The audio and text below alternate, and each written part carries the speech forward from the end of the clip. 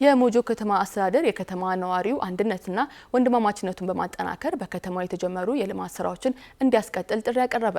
የሀገራዊ ለውጡን 7ኛ ዓመት ምክንያት በማድረግ በሞጆ ከተማ በተካሄደው የድጋፍ ሰልፍ ላይ ንግግር ያደረጉት የከተማው ከንቲባ ጋዛል ሐሹ ሀገራዊ ለውጡ በሀገራችን ፖለቲካ አዲስ ምዕራፍ የከፈተ ነው ሲሉ ዛሬም ቀጣይነት ያለውን ልማት ለማረጋገጥ በርብርብ መስራት ይጠበቅብናል ብለዋል።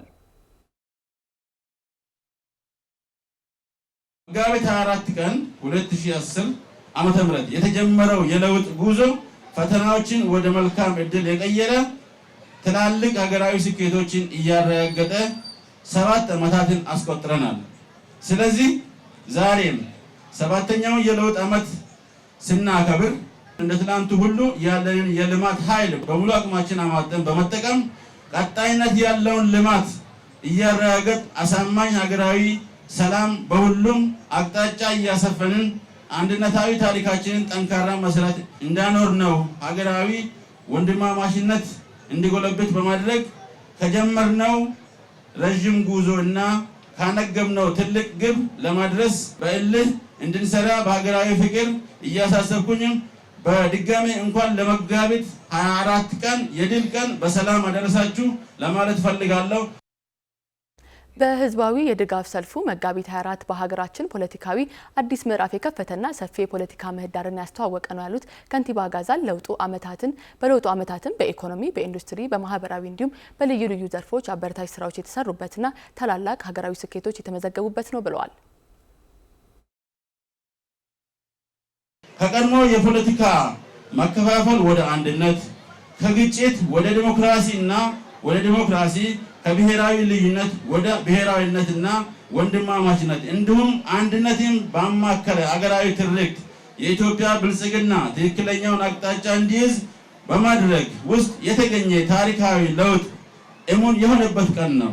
በኢኮኖሚው ዘርፍም ስንመለከተው የተካሄደው የኢኮኖሚ ማሻሻያና በግብርና፣ ለኢንዱስትሪ፣ ቱሪዝም እንዲሁም ማዕድንና ሌሎች ዘርፎች የተሰጠ ትኩረት ቀደም ሲል ተዘንግቶ የነበሩ የሀገራችን ወረቶች እንዲከፈቱና ለልማት እንዲውል ማድረግ የቻለበት ቀን ነው።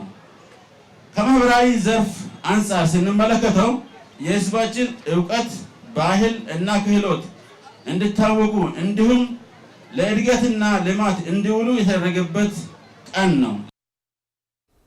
ያነጋገርናቸው በድጋፍ ሰልፉ የተሳተፉ የከተማው ነዋሪዎች በበኩላቸው የከተማ አስተዳደሩ ለመሰረተ ልማት ግንባታና የከተማውን ነዋሪ ጥያቄዎች ለመመለስ እየተሰሩ ያሉ ስራዎችን አድንቀው ለልማቱ መፋጠንና ዘላቂ ሰላምን ለማረጋገጥ የበኩላቸውን እንደሚወጡ አረጋግጠዋል። ከመሰረተ ልማት ጋር ተያይዞ የነበሩት ነገሮች በጣም ለውጦች አሉ። በተለይ በአሁን ሰዓት የሚሰሩት ፕሮጀክቶች ከጊዜ ወደ ጊዜ እየተሻሻሉና ጥራታቸውን የጠበቁና በወቅቱ የሚያልቁ በመሆናቸው ሰውም የውሃም ይሁን የማብራትም ይሁን የመንገዱን በየሰፈራቸው እያገኙና እንደ ህብረተሰብ መጠቀም ያለባቸውን ነገሮች እየተጠቀሙበት መሆኑና ለውጡ የመጣ ድል ነው ማለት ይችላል። የሞጆ ከተማማ ሌላ ሰው ከዚህ ሄዶ ቆይቶ ከ2 ዓመት በኋላ ቢመለስ ከተማው ሌላ ከተማ ነው ይመስልሽ እና በጣም ትልቅ ለውጥ ነው ያለው፣ ትልቅ እድገት ነው ያለው። ለወጣቱ የስራ እድል እየተፈጠረ ነው ያለው፣ እየለማ ነው ያለው ከተማው። በአጠቃላይ በተለያዩ ነገሮች ሞጆ ተለውጣለች ስንል ትምህርት ቤቶችን እንዲሁም ብዙ መሰረተ ልማቶች፣ ብዙ ፕሮጀክቶች ተሰርተዋል። ያ ደግሞ ዝም ብሎ የመጣ ሳይሆን ብዙ ካፒታል ፈሶበት ብዙ የሰው ጉልበትና የከተማው ሀብት ላይ ፈሶ የተካሄደ ስለሆነ ለውጡ ይሄ ነው ልልሽ በማልችል ሁኔታ ላይ ነው ያለው። አሁን የትኛውንም ጸብ አያስተናግድም። ሞጆ የሰላም አምባሳደር ናት የተባለው እስካሁንም ተጠብቆ ነው እና ህዝቡ ደግሞ በነቂስ የተለያየ አካባቢ ላይ ችግሮች ይሰማሉ፣ ችግሮች አሉ።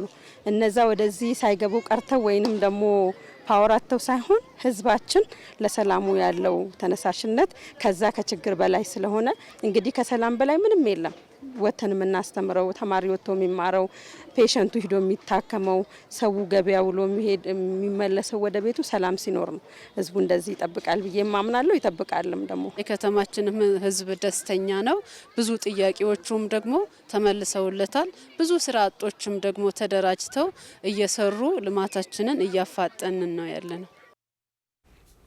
በድጋፍ ሰልፉ መጋቢት 24 የነጻነታችን ቀን ነው፣ የአዲሱ ትውልድ የድል አሻራ ነው፣ የኢትዮጵያንም ስም ከፍ ያደረገ የጋራ ድል ነው፣ የኢትዮጵያን ስም ከፍ ያደረገ ነው፣ መጋቢት 24 የነጻነትና የእኩልነት አርማ ቀን ነው፣ አመራር አስቦ ያቀደውን ህዝቡ አሳካው የሚሉ መሰል የድጋፍ መፈክሮች ተሰምተዋል። ዘገባው የባልደረባችን ሰላማዊት ወንዶሰን ነው።